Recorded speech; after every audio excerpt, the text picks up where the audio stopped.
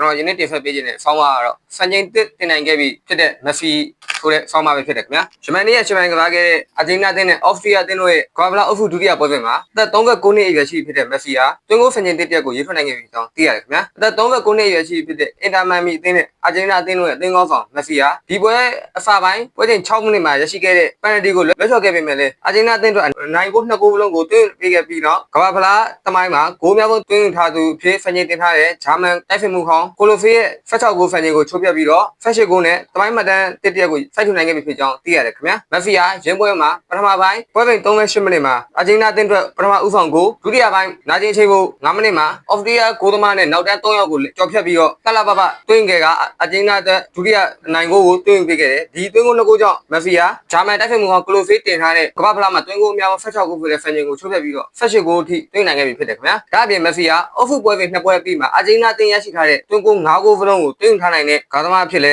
တက်တည်နေပြီးတော့ဂိုးသွင်းပြင်ဖူးတက်ပါရေဘက်ဖန်နေဖြစ်ကြောင်းသိရတယ်တစ်ဖက်မှာလည်းမက်ဆီရဲ့အာဂျင်နာအသင်းဟာသူ့ရဲ့တွင်းဂိုးတွေနဲ့အတူရှုံးထွက်32သင်းဆင့်ကိုတက်နိုင်ခဲ့ပြီဖြစ်တယ်ခင်ဗျာတစ်ဖက်မှာဒါ့အပြင်မက်ဆီဟာကမ္ဘာဖလားပြိုင်ပွဲ6ကြိမ်ဝင်ရရှင်ပြိုင်နေပြီးတော့28ပွဲကစားက18ဂိုးထိတွင်းနိုင်ခဲ့ပြီဖြစ်တယ်ဒါကြောင့်အခုလိုစံချိန်တွေတစ်ခုပြီးတစ်ခုတင်နေတဲ့မက်ဆီကိုဘယ်လိုရက်တန့်ကြမလဲမက်ဆီဟာအခြားကစားကလာတဲ့ဂျိုသားလားမက်ဆီ9ဂိုးပြတ်တွင်းရချိန်မှာဖီယိုနယ်ဒိုကတော့ဂိုးပေါက်တက်အောင်တော့ရုံးငယ်နေရတာကိုလည်းတွေ့ရတယ်ခင်ဗျာ Messi is goal. This is Messi.